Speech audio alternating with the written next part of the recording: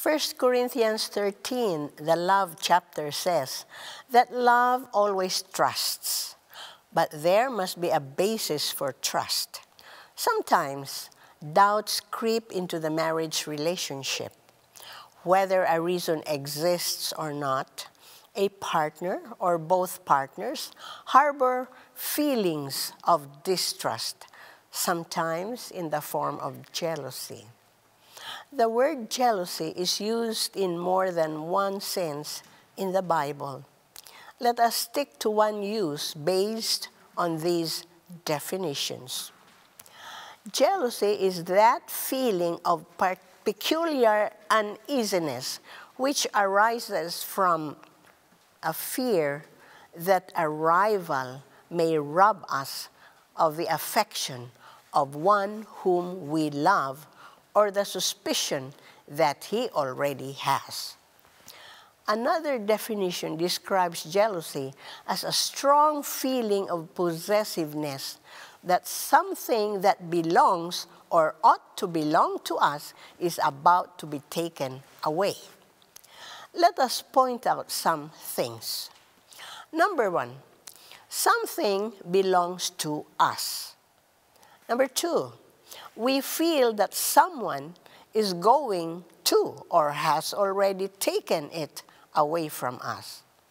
Number three, jealousy is what we would feel in this situation.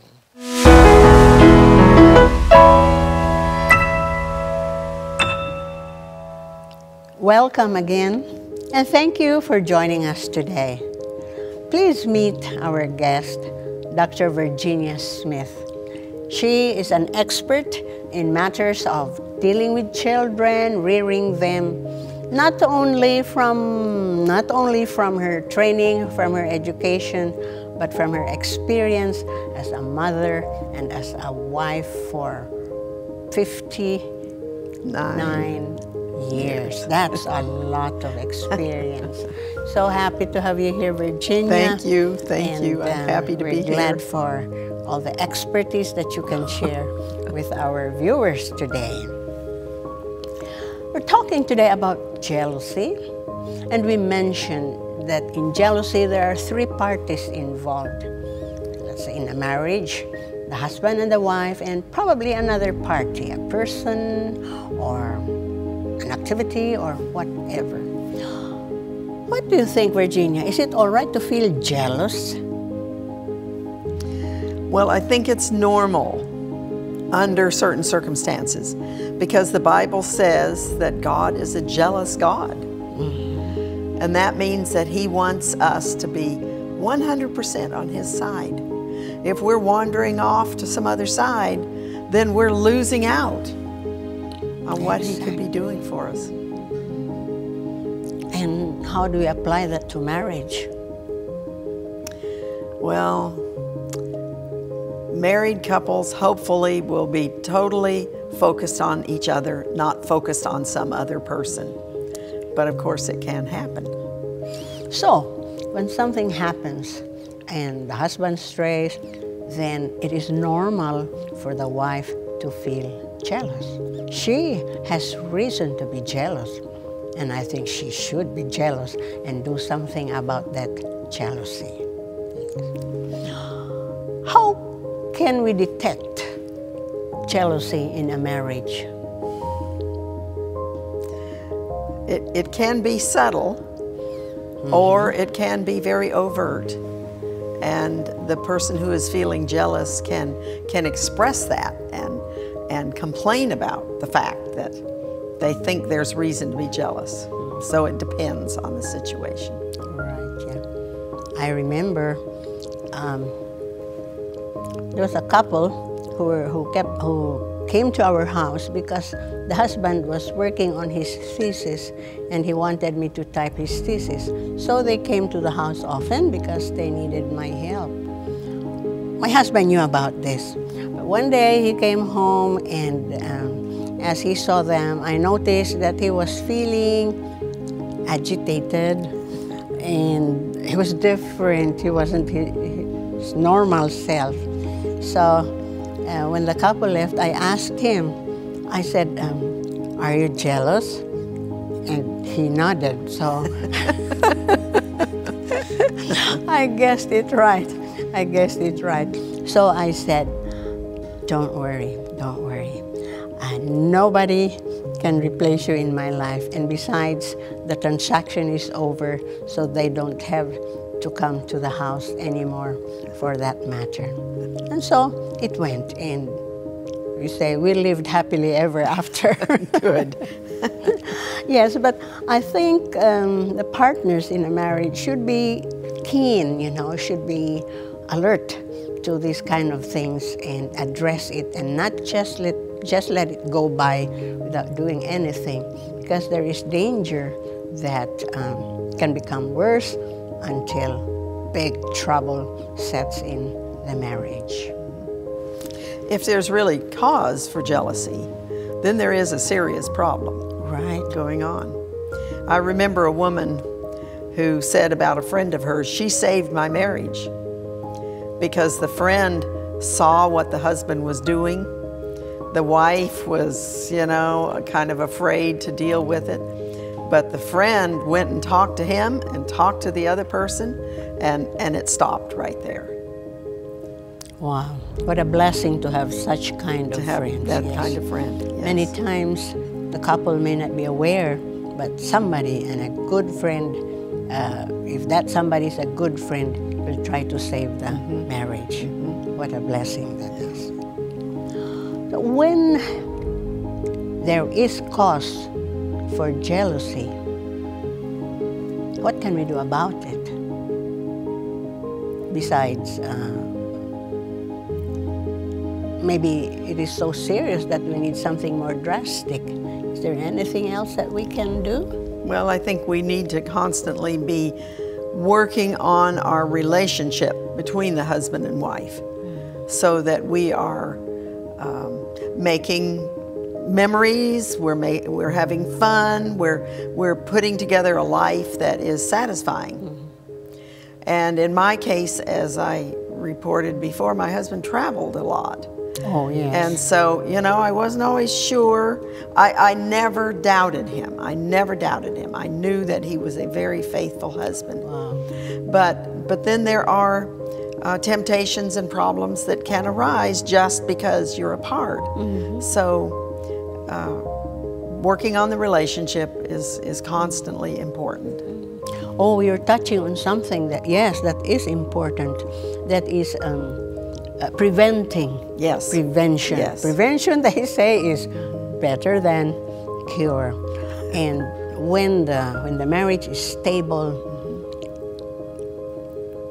both parties feel secure, that makes a lot of difference, yes. I never doubted my husband either. He traveled a lot too, and I felt okay. He worked in an office where there were other ladies, but I felt safe. But one day, I did feel jealous. My turn to feel jealous. There was a young lady who had come as a volunteer, and naturally she was lonesome and bored, that kind of thing. And one day, I saw my husband playing badminton with her.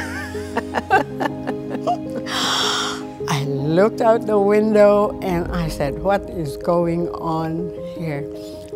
You know, when jealousy sets in, it's a very ugly, nasty feeling, and you don't know how to control yourself. You just have to, you try to stay calm. So I tried to stay calm, and then I wondered whether I should scold my husband or what. I didn't know what to do. But finally, I just said, why don't you play badminton with me tomorrow? Tomorrow early in the morning. Okay, he said, sure. So we played badminton, and so he had done his badminton for the day. He didn't have to play it with somebody else. And think that kind of solved the problem. Yes, so we must avoid the occurrence of jealousy. If there is good communication between the husband, if they don't keep secrets between themselves, and they know what is happening in each other's life, they have no reason to doubt or to feel insecure. You know, when it comes to a marriage, every person gets one free choice. If that marriage falls apart and then other people are involved, it becomes very expensive in the terms of emotions and complications and other people that have to be involved and so on. So I think each one of us needs to pay good attention to nurturing our own marriage. Right. Which means we must also be careful with the way we act, you know. Sometimes Yes. we don't mean to, but we can be flirtatious, and this Right. can cause... You know, I'm a very friendly person, and I'm sure there have been people at times that thought I was flirting. I don't really know how flirting works. I never tried to be flirting. But I never wanted anybody else to take the place of Calvin in my life. So. Same with me, yes. Yeah. I heard one lady, a friend of mine, say that as far as her marriage was concerned, she wanted to be the one and only one in her husband's life. She says, either me 100% or 0%. Which is what it should be, don't you think Yes, so? I think yes. so. During the marriage ceremony, you promise to be for each other, for better or for worse, in prosperity, and you mean to keep that promise because it is a very solemn promise. And to allow somebody else or other things to come between you is not good. In fact, God uses jealousy in marriage to illustrate the jealousy, the jealous feelings that He has you know, in connection with His children, with His people. You know, in the Bible, everything can be forgiven. Divorce sometimes it can be forgiven. Adultery can be forgiven. The one thing that is just beyond, well, it can be forgiven, but the one thing that God is totally against is worshiping other gods. Because you're putting yourself on Satan's side. And when you do that, you have cut your connection with God. And this is why there was the death penalty for witches, and why there are very, very strong commands about anybody that's practicing witchcraft. So that's why God becomes jealous, because His side represents His kindness, His love, His forgiveness, His peace, His security, and all the rest.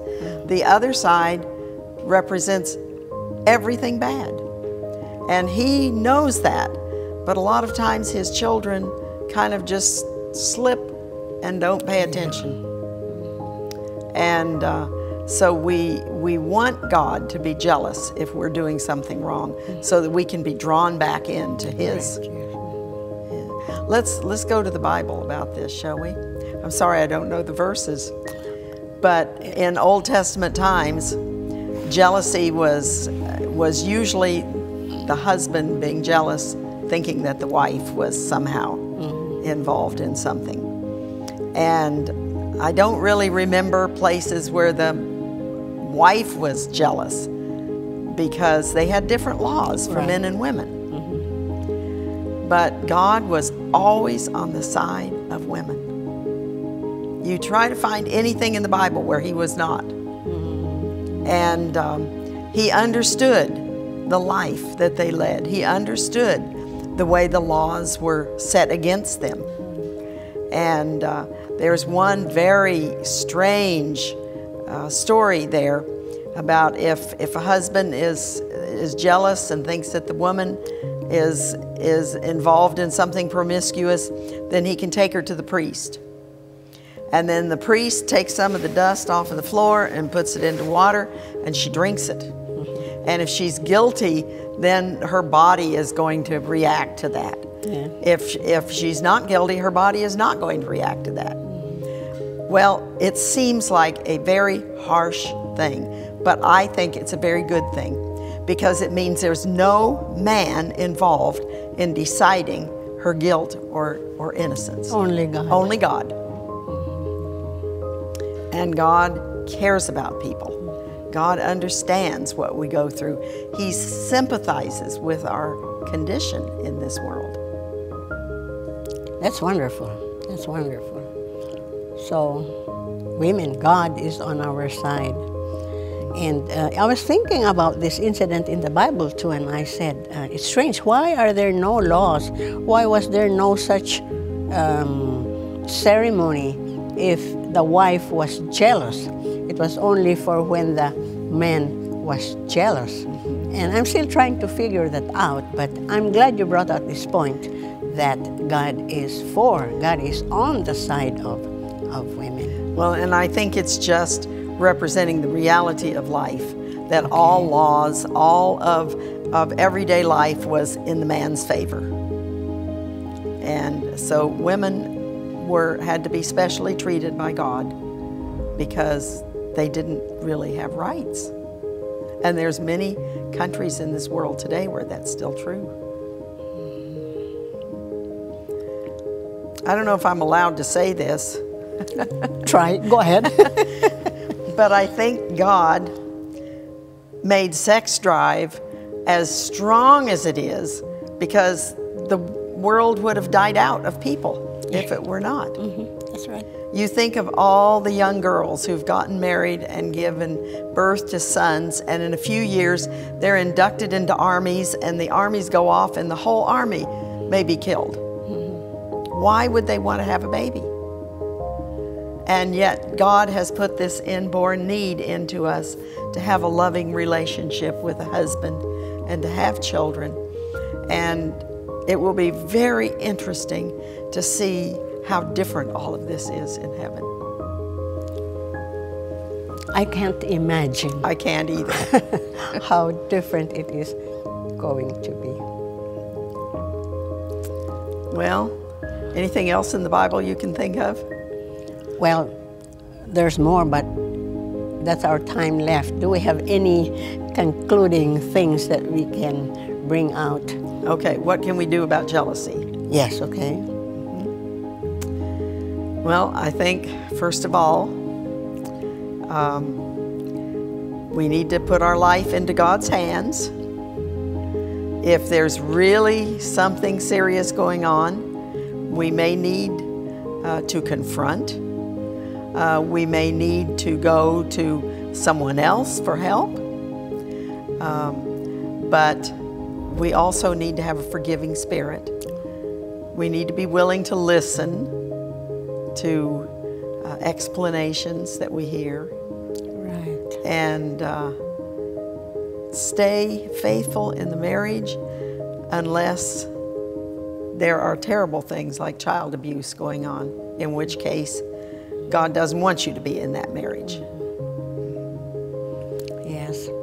And if the problem did occur, there is hope.